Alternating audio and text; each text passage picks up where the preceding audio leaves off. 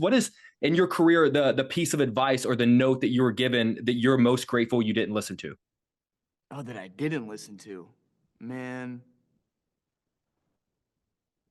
Hmm.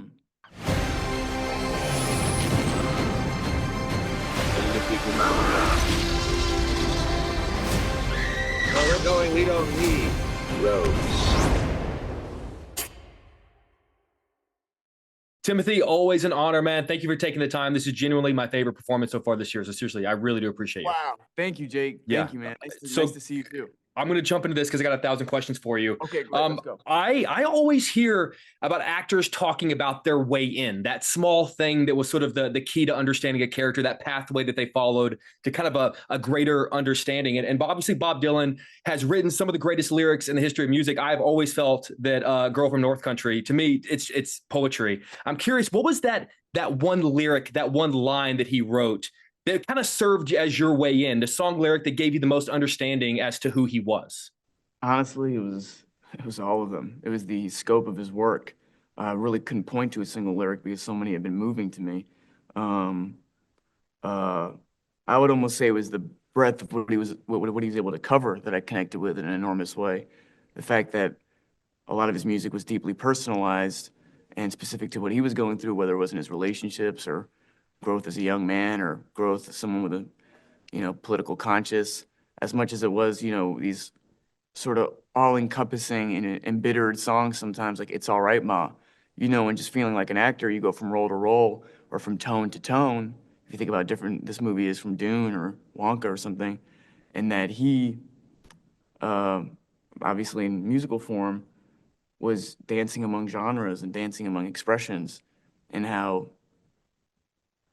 it's not even my way in or informative, how inspiring that was. It really became a point of inspiration, not a point of understanding. And that's interesting. I think my jaw is honestly still on the floor from the very first time that I actually got to hear you singing as Bob Dylan. To me, you singing and you playing the guitar, it just sort of solidifies the greatness of this performance. And not, obviously, not all actors do that. Some actors in music biopics, they choose to lip sync, and that's fine. But I'm curious, your perspective as an actor, do you feel like if you're going to play a singer, if you're going to play a musician, that you should actually sing on film?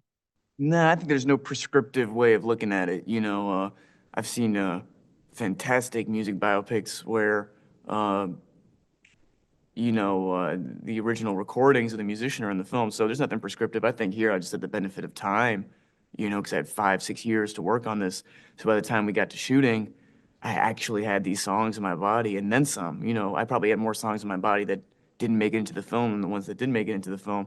So, had I had 3 months, 4 months to prep, I probably wouldn't have been begging Nick Baxter and James Mangold to give me a shot to do it live. But these were, like I said, these were in my body, and also it was just too much fun to not try to do live, and too prescriptive to try to lip sync it to intellectual conclusions I had made in a recording studio in Burbank 3 months prior, as opposed to the exhilarating. That's not the right word. As opposed to the realized feeling of being in front of an audience with actual old microphones, with actual reverb, and an actual theater that's been around for, a century, over a century. Whether that was in Newark, or in the city. I gotta tell you, I've been walking around Chicago listening to you, man. That's that they put Oh, out a nice. couple of songs on the Fantastic, soundtrack.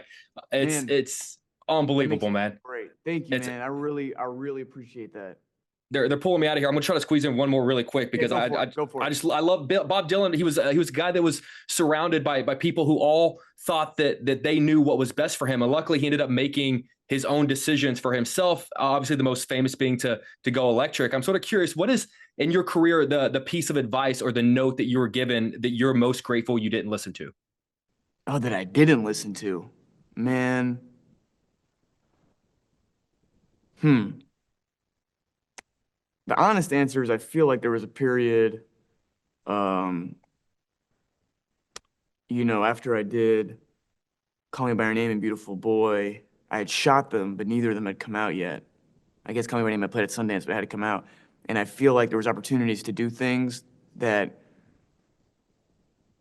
at a time where I didn't make any money, would have been great to do for that reason. And I, and maybe I was encouraged to do them, but I somehow had the wherewithal or the patience to know, I think I got 2 really special projects in the can, and let me just see what, and I'm so happy. I won't say what those projects were.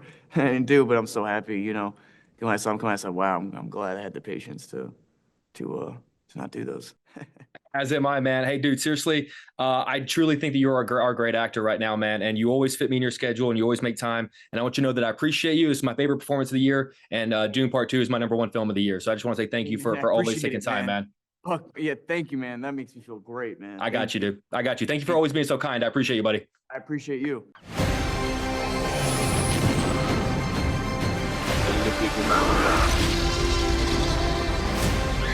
Where we're going, we don't need roads.